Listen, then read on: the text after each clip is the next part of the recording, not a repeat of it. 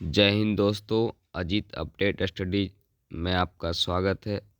तो आज हम अप्रैल माह के महत्वपूर्ण दिवस के बारे में डिस्कशन करेंगे, जो एक दिवसीय एग्जाम पॉइंट से बहुत ही इम्पोर्टेंट हैं। तो अप्रैल माह के महत्वपूर्ण दिवस में आप लोगों को समझाने का प्रयास करूंगा। तो चलिए, समय को ना गवाते हुए मैं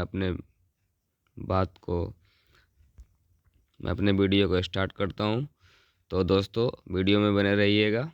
तो चलते तो जितने भी अप्रैल के महत्वपूर्ण दिवस हैं, आज उसको हम डिस्कशन करवाएंगे आप लोगों को। तो 7 अप्रैल यानी विश्व स्वास्थ्य दिवस के रूप में हम इसको मनाते हैं। 13 अप्रैल जलियांवाला बाग नरसंहार दिवस के रूप में इसे मनाया जाता है। 18 अप्रैल विश्व विरासत दिवस के रूप में हम इसे मनाते हैं। 22 अप्रैल विश्व पृथ्वी दिवस के रूप में हम इसे मनाते हैं। 25 अप्रैल विश्व मलेरिया दिवस के रूप में मनाया जाता है। तो ये शॉर्ट फॉर्म में, और इसको और डीप से जानकारी देते हुए चले, तो आगे में वीडियो में बने रहिएगा। इसको डीप में जानकारी को हम बताते चले कि, तो चलिए, यानी 7 अप्रैल विश्व स्वास्थ्य दिवस है। यानी यह प्रतिवर्ष मनाया जाता है और प्रत्येक वर्ष दुनिया भर के लोगों के लिए चिंता के एक विशिष्ट स्वास्थ्य विषय पर ध्यान आकर्षित करता है। 7 अप्रैल की तारीख 1948 में WHO की स्थापना की वर्षगांठ का प्रतीक है। यानी WHO, वर्ल्ड हेल्थ ऑर्गेनाइजेशन, यानी विश्व स्वास्थ्य संगठन, इसी के स्थापना दिवस के रूप में हम लोग वर्ल्ड हेल्थ डे मनाते हैं। यानी 7 अप्रैल को विश्व स्वास्थ्य दिवस के रूप में हम इसे मनाया जाता है। तो एग्ज़ाम से बहुत ही इम्पोर्टेंट है, आप सभी साथियों को बताते चलेगी। चलिए, अगला इम्पोर्टेंट डे के बारे में डिस्कशन करते हैं। तो अगला इम्पोर्टेंट डे जो है जलियांवाला बाग हत्याकांड दिवस, ये बहुत ही महत्वपूर्ण है और हमको इसके बारे में आप सभी लोगों को जानकारी भी होना चाहिए कि जलियांवाला बाग हत्याकांड भारत के पंजाब प्रांत के अमृतसर में स्वर्ण मंदिर के निकट जलियांवाला बाग में अप्रैल इतना बैसाखी के दिन में हुआ था। रॉलेट एक्ट का विरोध करने के लिए एक सभा हो रही थी जलियांवाला बाग, जिसमें जनरल डायर नामक एक अंग्रेज ऑफिसर ने आकारण उस सभा में उपस्थित भीड़ पर गोलियां चलवा दी, जिसमें 400 से अधिक व्यक्ति मरे और 2000 से अधिक घायल हुए।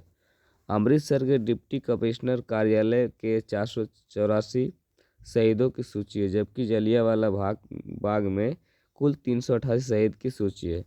ब्रिटिश राज के अभिलेख इस घटना के में 200 लोगों को घायल होने के और 379 लोगों के शहीद होने की बात स्वीकार करते हैं, जिनमें से 337 पुरुष, 31 नाबालिग लड़के और एक 6 सप्ताह का बच्चा था। अनाधिकारिक आंकड़ों के अनुसार 1500 से अधिक लोग मारे गए, 2000 से अधिक घायल हुए। इस दिन को बहुत ही काले दिनों के रूप में देखा जाता है, जो कि बहुत ही हमारे निहत्थे एवं बेजुबान लोग भी मारे गए, जो कि बहुत ही अंग्रेज़ों के तरफ से ये एक क्रूरतापूर्व शासक करने के, और इसने जनरल डायर ने गोलियां चलवाई थी, जो बहुत सारे हमारे बच्चों से लेकर बूढ़े बुजुर्ग नौजवान सारे साथियों को इसी ग्राउंड में अंदर जलियांवाला बाग के अंदर सभी को निहत्थे मारा गया। तो बहुत ही ये हमारे भारत के लिए काला दिन है। तो इसको हम जलियांवाला बाग हत्याकांड को शोक यानी दिवस के रूप में हम इसे मनाने का भी प्रयास करते हैं, जो कि बहुत ही निंदनीय था। तो चलिए, और अगला जो भी दिवस है उसके बारे में डिस्कशन करवाते हैं आप लोगों को। तो आगे है 18 अप्रैल।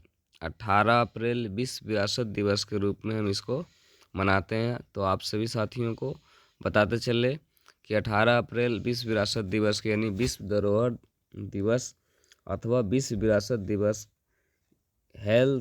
वर्ल्ड हेरिटेज डे के रूप में भी इसे हम मनाते हैं। तो प्रतिवर्ष 18 अप्रैल को मनाया जाता है, जो कि बहुत ही महत्वपूर्ण है।